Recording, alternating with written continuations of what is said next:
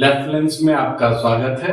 आज हम लोग बात करने वाले हैं 9 जुलाई को होने वाले देशव्यापी हड़ताल की, ट्रेड यूनियन हड़ताल की, जिसका समर्थन सीपीआईएम ने किया हुआ है और तमाम लेफ्ट पार्टियों ने भी किया हुआ है। आज हमारे बीच है कॉमरेड के हेमलता, जो सीआईटीयू की प्रेसिडेंट भी हैं और सेक्रेटेरिएट मेंबर भी हैं। उनसे हम जानना चाहेंगे कि सबसे पहला यही हम जानना चाहेंगे कि ये जो 9 तारीख की हड़ताल है, 9 जुलाई की, इसमें मुख्य मुद्दे क्या हैं? किन मुद्दों को लेकर सीपीआईएम सपोर्ट कर रही है? ये मुद्दे क्या है? ये मेन मुद्दा है जो मजदूर संगठन ने उठाया है, वो लेबर कोड को स्क्रैप करना है, वापस लेना है। जैसे आप जानते हैं 2019 में कोड ऑन वेजेस पारित किया सरकार, और उसके बाद 3 लेबर कोड्स पारित किया, code on industrial relations, code on social security और code on occupational safety, health and working conditions. तो ये चारों का ऊपर वो चर्चा भी नहीं हुआ, पार्लियामेंट में कुछ चर्चा भी नहीं हुआ। ये जो 3 लेबर कोड्स है, तो इसमें मेन ये है लेबर कोड्स को वापस लेना। उसको लेकर मजदूर संगठन तब से लड़ रहे हैं जब से इसका शुरुआत किया सरकार ने लेबर कोड बनाने का। 29 जो श्रम कानून है, उनको 4 लेबर कोड भी ये किया है। तो मैं, और इसके अलावा और भी है हमारा पुराना, उससे पहले जो 17 सूत्रीय मांगों को लेकर हम लड़ रहे थे, वो भी इसमें शामिल है, लेकिन मेन मुद्दा लेबर कोड को वापस लेना। मैं इसीलिए जो आपने कहा भी कि संसद में इस पर कोई बहस भी नहीं हुई, और मुझे याद है आपदा में अवसर का बहाना करते हुए, कोरोना का दौर था वो, जिस समय खेत कानून भी लाया गया, उसी समय लेबर कोड भी लाया गया, 4 लेबर कोड, और एनईपी को भी उसी समय लाया गया था जिस समय सारा संकट में था।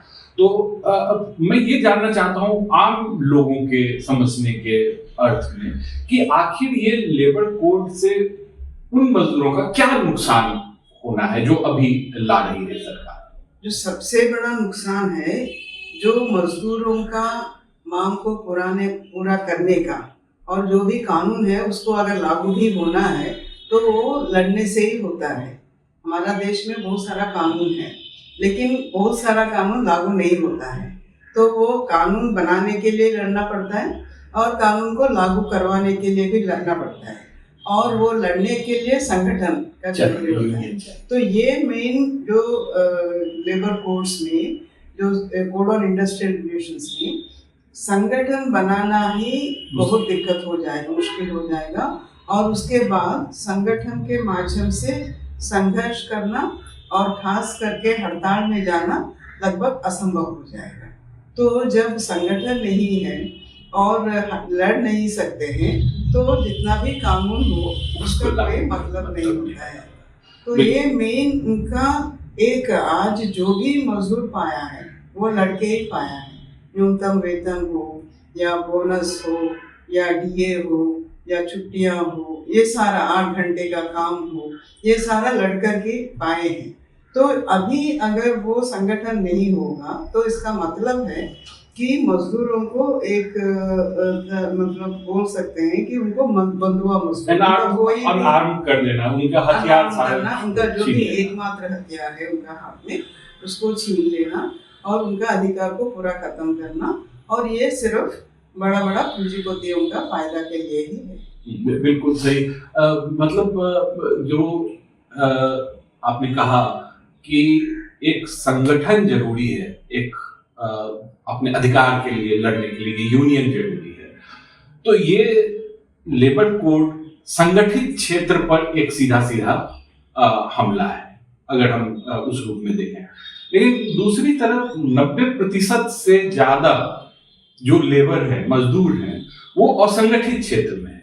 तो क्या इस हड़ताल में उन असंगठित क्षेत्रों के लिए भी मांग है? ये असंगठित क्षेत्र में है, लेकिन मजदूर को संगठन बनाने का अधिकार है। और जो असंगठित क्षेत्र बोलते हैं उसमें भी जो बीडी हो, होम बेस्ड वर्कर्स हो, ऐसा लोगों का भी कुछ कानूनी अधिकार है। तो उनको भी संगठन बनाने का ये खत्म हो जाएगा ना। अभी हमारा देश में स्कीम वर्कर्स है, जो केंद्र सरकार का अलग अलग परियोजना है, चाहे वो ICDS हो, यहाँ लगभग 26 लाख आंगनवाड़ी वर्कर हेल्पर काम कर रहे हैं।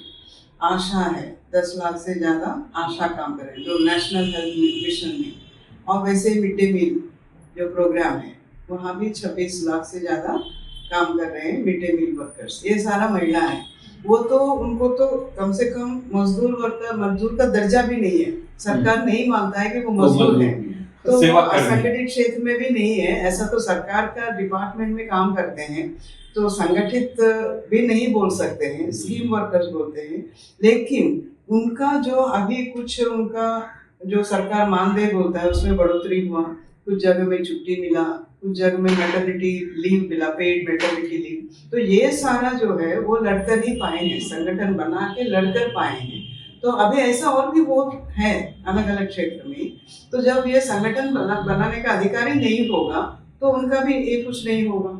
दूसरा क्या है कि ये जो न्यूनतम वेतन है संगठित क्षेत्र में, आज न्यूनतम वेतन कहीं भी लागू नहीं हो रहा है।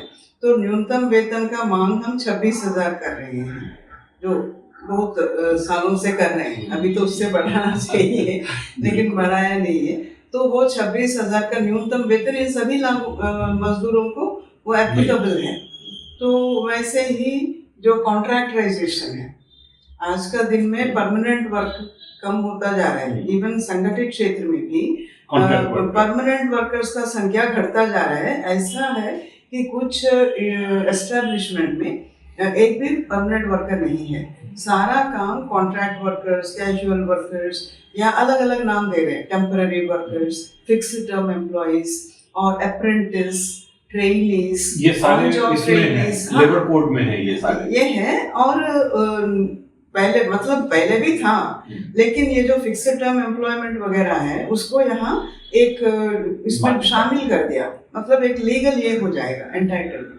तो इन सभी लोगों को न्यूनतम वेतन नहीं है। अभी हम सुनने को मिला है कि एक महीने के लिए 9,000 रुपया देते हैं और 2 महीना काम करने के बाद ही उनको वो 2 महीनों का वेतन मिलता है, मतलब हर महीना नहीं मिलता है। तो ऐसा स्थिति है और कुछ भी उनका प्रोटेक्टिव ये नहीं है। तो इसीलिए ये असंगठित क्षेत्र मजदूर का भी एप्लीकेबल है। मतलब हम जो डिमांड कर रहे हैं इसका इम्पैक्ट, लेबर कोड का इम्पैक्ट असंगठित क्षेत्र का मजदूर को भी ऊपर भी होता है, स्कीम वर्कर्स का ऊपर भी होता है, हर मजदूर का ऊपर, क्योंकि ये बेसिक इश्यू उनका जो right to organisation and right to collective action, उसका ऊपर यह असर होता है। अभी खास करके जिस तरीके से एक मैं जब बात हो रही है संगठित क्षेत्र की, तो एक बहुत उभरता हुआ क्षेत्र दिखाई दे रहा है जो अमेज़न और ओला और गिग वर्कर्स का जो पूरा है, उनको ऑर्गेनाइज करना ही आज के डेट में बहुत मुश्किल है। और उसको भी अगर क्या इस कानून नए कोड के बेस पर उनका ऑर्गेनाइज करना और मुश्किल होगा। सभी को ऑर्गेनाइज करना मुश्किल होगा, लेकिन दूसरा क्या है, गिग वर्कर्स जो आपने बोला, सरकार बोल रहे हैं कि हम सोशल सिक्योरिटी कोड के अंदर गिग वर्कर्स को भी ला रहे हैं। सरकार का जो क्लेम क्या है कि ये लेबर कोड से सभी मजदूर कानून का दौरे के अंदर आ जाएंगे। और दूसरा क्या है कि सोशल सिक्योरिटी सबको हम एक्सपैंड कर रहे हैं, सबको सोशल सिक्योरिटी एप्लीकेबल होगा। लेकिन ये दोनों पूरा झूठ है, दिखावे का झूठ है। हाँ, तो ये एक है कि कैसा इसको ये कर रहे हैं एप्लीकेबिलिटी, जो कॉन्ट्रैक्ट वर्कर एक्ट है। तो कॉन्ट्रैक्ट वर्कर एक्ट के अंदर जो अभी तक 20 वर्कर्स अगर है एक कॉन्ट्रैक्टर के पास, तो वो कॉन्ट्रैक्टर इस एक्ट के अंदर आएगा। अभी जो कानून है कॉन्ट्रैक्ट लेबर है, अभी उसको 50 कर दिया। तो इसका मतलब क्या है, जब 50 वर्कर नहीं है तो उसको कोई एप्लीकेबल नहीं होगा। तो वैसे ही फैक्ट्री का डेफिनेशन, ये सारा ऐसा करते हुए ज़्यादा मजदूर को, ऐसे ही हमारा देश में लगभग 70% of the workers out of the purview of labour act है। तो अभी और भी ज़्यादा लोग ये कानून का बाहर चले जाएंगे।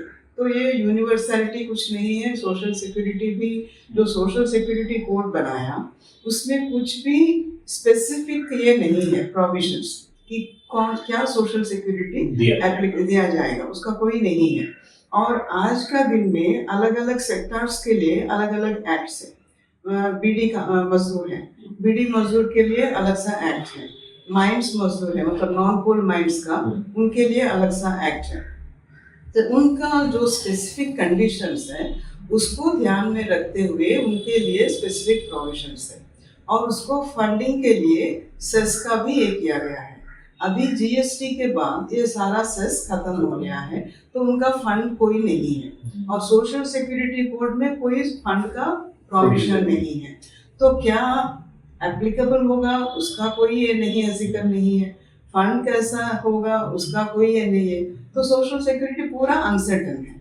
जिसको अभी मिल रहा है उसको भी क्या मिलेगा कोई गारंटी नहीं। बिल्कुल सही कहा। ये सारी चीजें ऐसी थी जिसको कि संसद के अंदर बहस करके, चर्चा करके और इसको आगे बढ़ाना चाहिए था। उसके बजाय सरकार लगातार राज्यों को जिस तरह से देखा जा रहा है, खास करके कर्नाटक में अभी अगर हम देखें तो वहाँ 12 घंटे का ड्यूटी कर दिया गया। इसको कैसे देखते हैं? वहाँ तो कांग्रेस की सरकार है।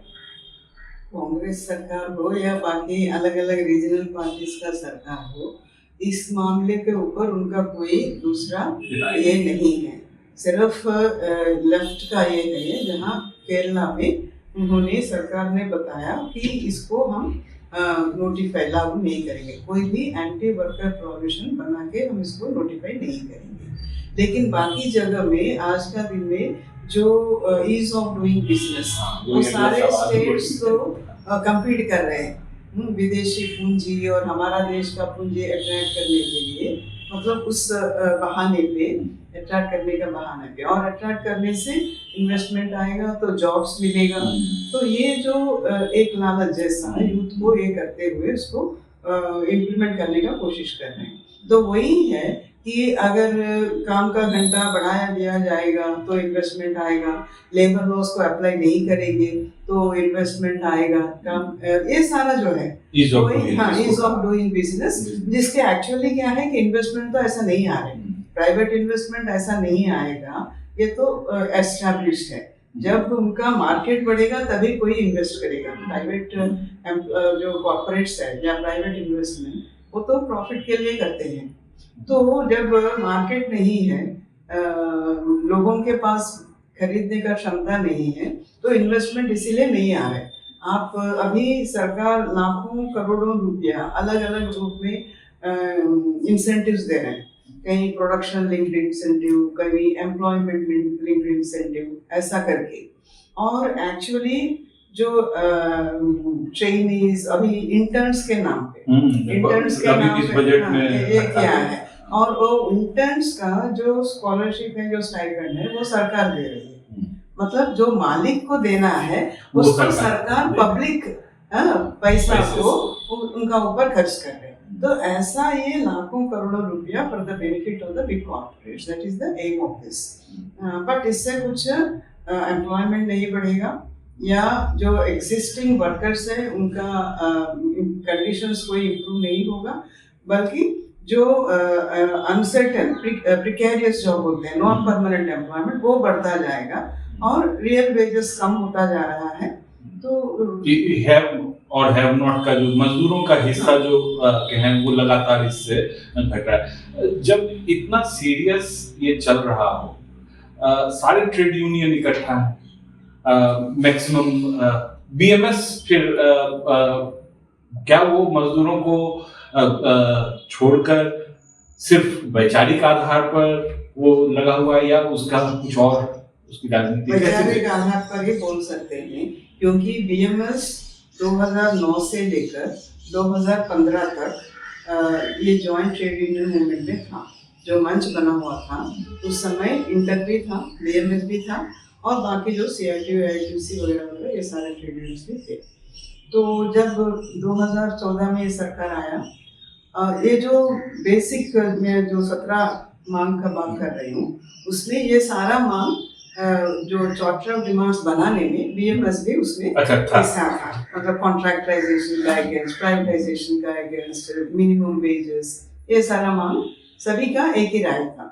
लेकिन 2014 में सरकार आने के बाद 15 सितंबर 2 तारीख को हड़ताल का निर्णय लिया था joint platform of trade union से। वो हड़ताल का निर्णय में भी बीएमएस शामिल था। लेकिन अगस्त 28 तारीख को सरकार जो बातचीत करने के लिए बुलाया था, कुछ आश्वासन नहीं दिया है, लेकिन उस बहाने पे बीएमएस बोला कि हम हड़ताल में नहीं जाएंगे, और उसके बाद वो नहीं आ रहे। और अभी का हड़ताल में ये किया है कि वो नेदर सपोर्ट नॉर अपोज। अच्छा, नेदर सपोर्ट नॉर अपोज, वो एक अपोज नहीं कर रहे हैं, क्योंकि अपोज नहीं कर सकते हैं। हाँ, आज का दिन में जो मजदूरों के अंदर एक प्रेशर है, ये डिमांड्स को लेकर कुछ करना है, ऐसा एक अर्ज है। और उनका एक तो code on wages, code on social security, ये दोनों को वो वेलकम कर रहे हैं। At the same time code on industrial relations का ऊपर और कोड ऑन सोशल सिक्योरिटी, जो occupational safety, health and working condition, इन दोनों का ऊपर उनका कुछ रिजर्वेशंस है।